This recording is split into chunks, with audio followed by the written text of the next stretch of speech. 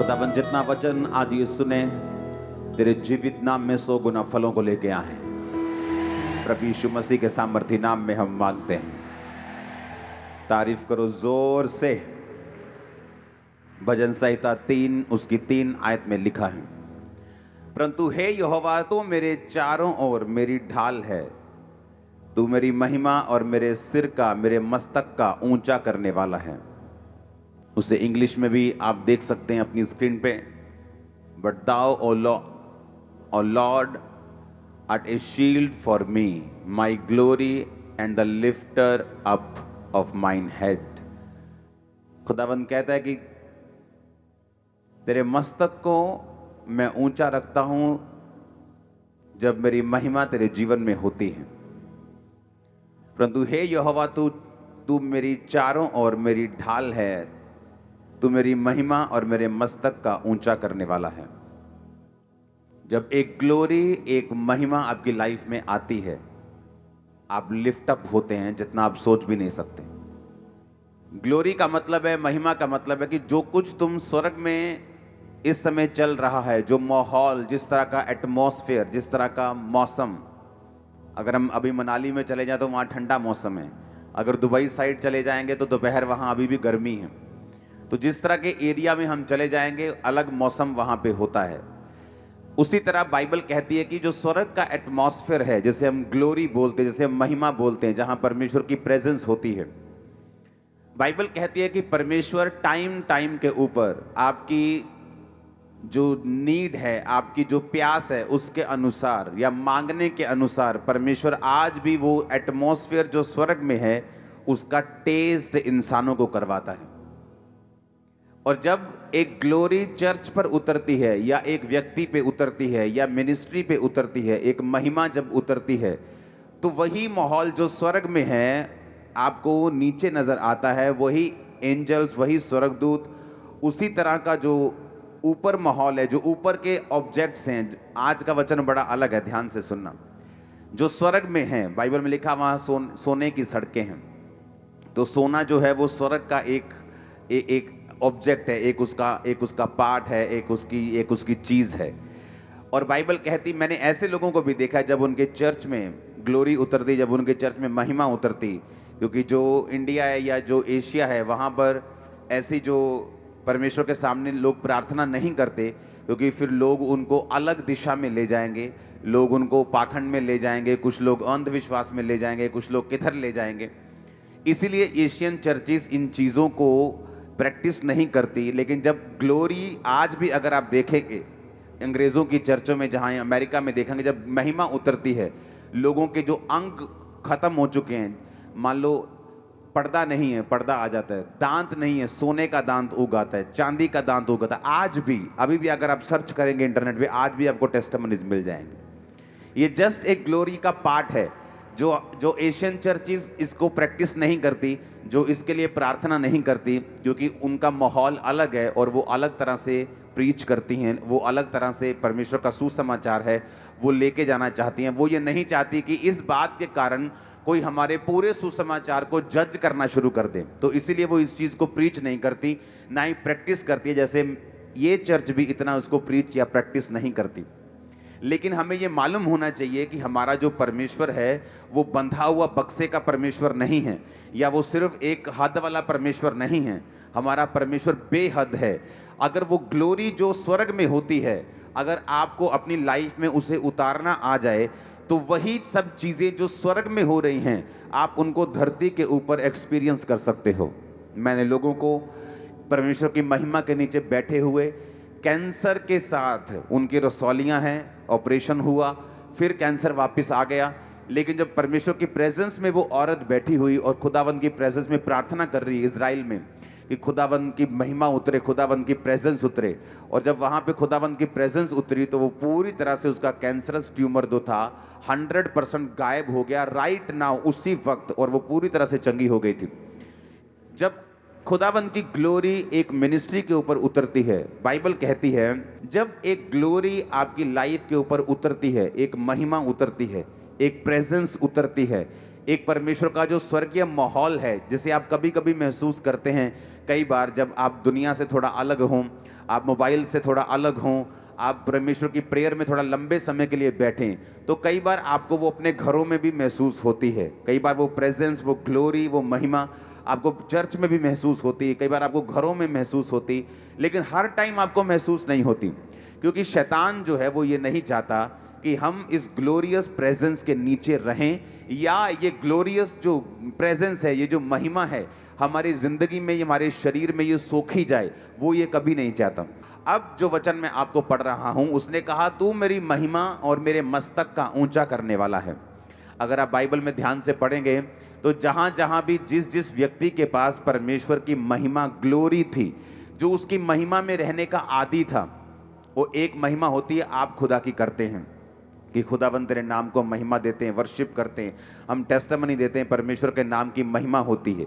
लेकिन एक होता है कि उसकी जो प्रेजेंस है, उसकी जो महिमा है, उसकी जो ग्लोरी है, जिस तरह सुलेमान के भवन पर वो उतर आई थी, जिस तरह मूसा के पहाड़ पर जहाँ पर मूसा परमेश्वर के साथ था वहाँ पे उतर आई थी। एक होता है कि उस प्रेजेंस को विजिबली इन आँखों से हम देख सकें, और दूसरा वो विजिबली काम कर सके हमारी ज़िंदगी में। एक होता है कि खुदावंद की महिमा को करना अपने शब्दों से, एक होता है उसकी महिमा का उतर आना। जिस तरह हम चर्च में देखते कई बार महिमा उतरती, हम खड़े नहीं रह पाते, हमारा बॉडी शेक करता है, या हमें आंसू आते हैं, या हमें हंसना आता है, या हम पवित्र आत्मा से भर जाते हैं, या हीलिंग मिरेकल्स होने शुरू हो जाते हैं। आज ऐसी टेस्टिमनीज हम चर्च में देख रहे थे, सालों से जिनके ऊपर गरीबी के श्राप थे, सालों से, आज चर्च में जब वो बैठे हुए थे, उनको गुड न्यूज़ आई, किसी के वीज़ा की, किसी की फॉरेन, किसी की यूरोप के वीज़ा, जस्ट बैठे बैठे उनको गुड न्यूज़ आनी शुरू हुई। जस्ट चर्च में एंट्री करते, जब आप प्रेजेंस में होते हैं, जब आप परमेश्वर की हुजूरी में होते हैं, तो आप परमेश्वर को काम करते हुए देख पाते हैं, आप उसकी ग्लोरी को महसूस करते हैं। आप देखते हैं कि माहौल जो है ये सिंपल गानों से नहीं बनाया जा सकता। आप हर जगह गीत सुनते हैं, ऐसा माहौल नहीं बनता।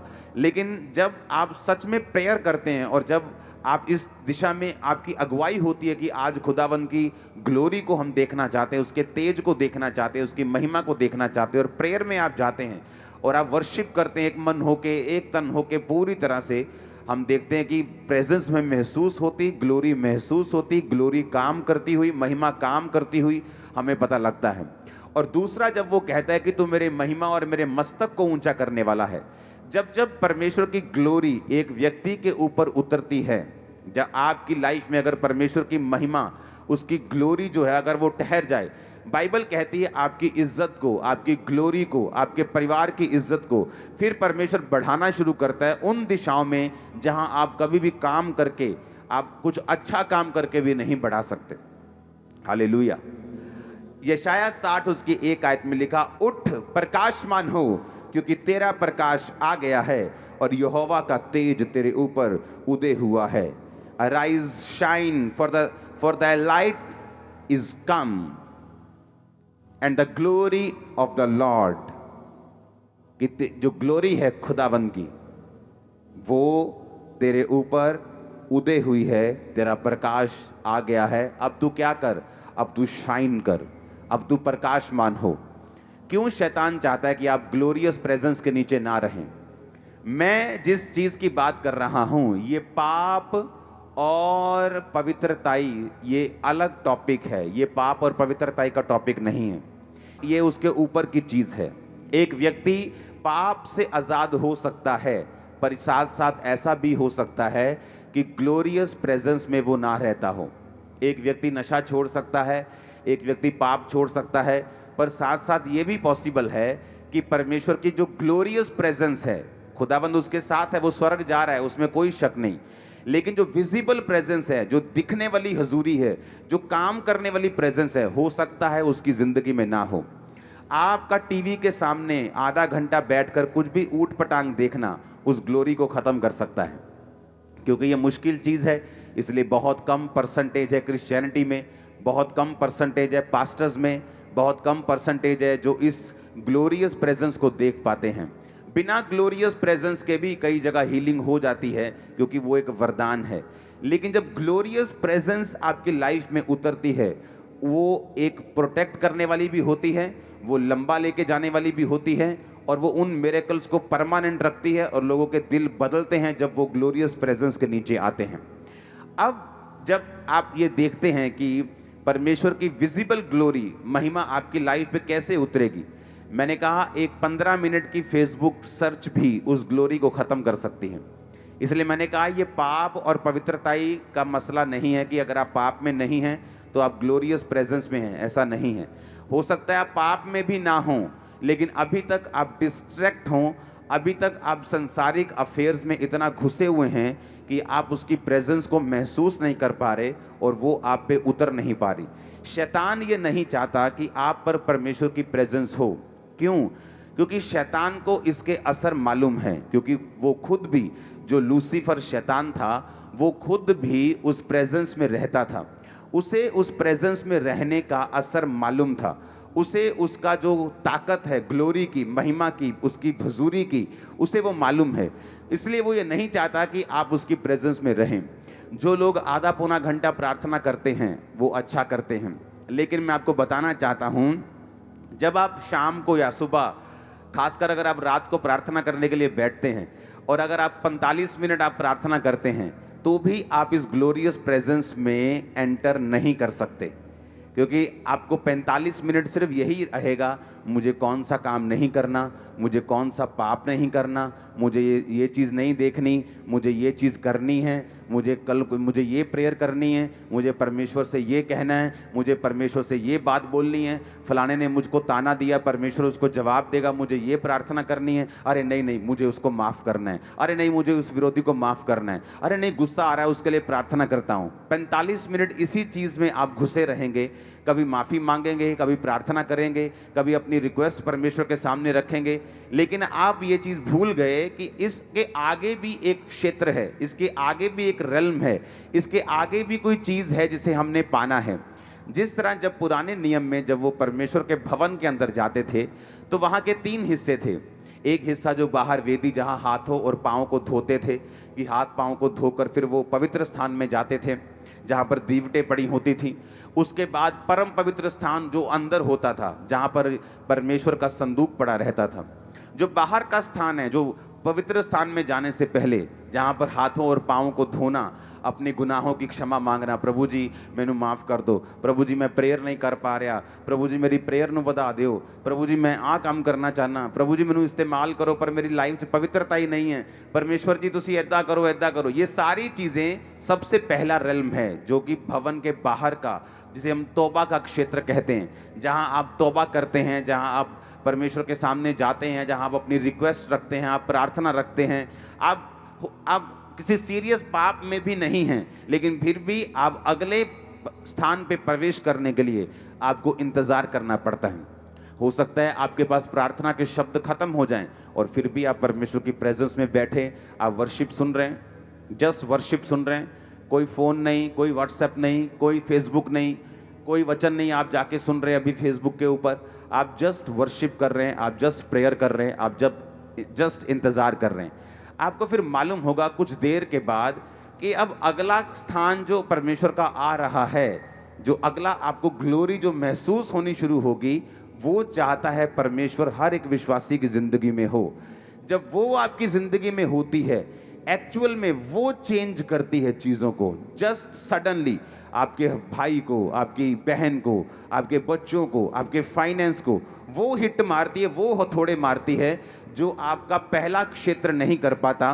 वो उस स्थान में, अलग स्थान में, आगे और आगे, जहाँ पर आपके पास शब्द नहीं होते प्रार्थना करने के, लेकिन आप परमेश्वर की प्रेजेंस में बैठकर उसको सोखते हैं। मैं आपको दावा करता हूँ 90% पास्टर्स भी वहाँ तक नहीं पहुँच पाते। वो जस्ट शरीर में प्रार्थना करके उठ जाते हैं, लगातार 2 घंटे 1 घंटा प्रार्थना करके उठ जाते हैं, लेकिन उस जगह पे पहुंचने के लिए आपको अपने मुद्दों को, आपको अपनी चीज़ों को साइड पर रखकर जस्ट आप और परमेश्वर, और आपको उस ग्लोरी को, उस महिमा को अपने ऊपर उतारना पड़ता है कि आप उसकी महिमा में प्रवेश करें। जब वो महिमा में रहने का कोई पास्टर आदी हो जाए या कोई विश्वासी उस महिमा में रहने का आदी हो जाए, वो रोज रोज उस प्रेजेंस में जाता है, घंटों परमेश्वर के साथ समय व्यतीत करता है, आप फिर उसके साथ देखते हैं कि हजारों और लाखों स्वर्गदूत उनके साथ रहना शुरू करते हैं। वो जहाँ भी जाते हैं सक्सेसफुल होते हैं, जिस काम में हाथ डालते सक्सेसफुल होते हैं। रीज़न यही है क्योंकि वो ग्लोरियस प्रेजेंस जो है वो उनके साथ रहना शुरू कर देती है। इसलिए उसने कहा उठ और प्रकाशमान हो, क्योंकि तेरा प्रकाश आ गया और यहोवा का तेज, ग्लोरी, गॉड्स ग्लोरी जो है वो तेरे ऊपर उदय हुई है। कि खुदा की लाइट, खुदा की रोशनी, खुदा का तेज तेरे ऊपर जो है वो उदय हुआ है। प्रकाशमान हो, उठ प्रकाशमान, शाइन लिखा, अराइज, उठ जा और शाइन कर। तेरे फाइनेंस में, तेरी लाइफ में तू शाइन कर। मैंने बिजनेसमैन की लाइफ के ऊपर ग्लोरी देखी है। उनका जो बुलाहट थी वो एज ए पास्टर नहीं थी, एज ए प्रीचर नहीं थी, एज ए इवेंजलिस्ट नहीं थी, एज ए बिजनेसमैन थी। कि उनको एज ए बिजनेसमैन बन के चर्च के कामों को सपोर्ट करना था। अगर हम सभी प्रीच करने लग जाएंगे तो चर्च को बनाएगा कौन? अगर हम सभी पैसा कमाने चले जाएंगे तो प्रीच कौन करेगा? अगर सभी को परमेश्वर बड़ा बिजनेसमैन बना देगा तो सफाई कौन करेगा? हर एक बंदे का एक रोल है, हर एक बंदे की एक बुलाहट है। उसे उस बुलाहट को समझना है और ग्लोरी के नीचे रहना है। अगर मैं प्रेरित हूँ, पास्टर हूँ, मैं ग्लोरी के नीचे रह के सेवा करूँ। आप एक बिजनेसमैन हैं, ग्लोरी के नीचे रह के काम करें। आप एक वॉलंटियर हैं, ग्लोरी के नीचे रह के काम करें। मैं कहता हूँ पाप तो दूर की बात है, जस्ट आधा घंटा, 1 घंटे की डिस्ट्रैक्ट लाइफ भी इस ग्लोरियस प्रेजेंस को खत्म कर देती है। आपको फिर परमेश्वर की प्रेजेंस में जाना पड़ता है कि आप उस ग्लोरियस प्रेजेंस को फिर से परमेश्वर से ले सकें और उस ग्लोरी को फिर से महसूस कर सकें।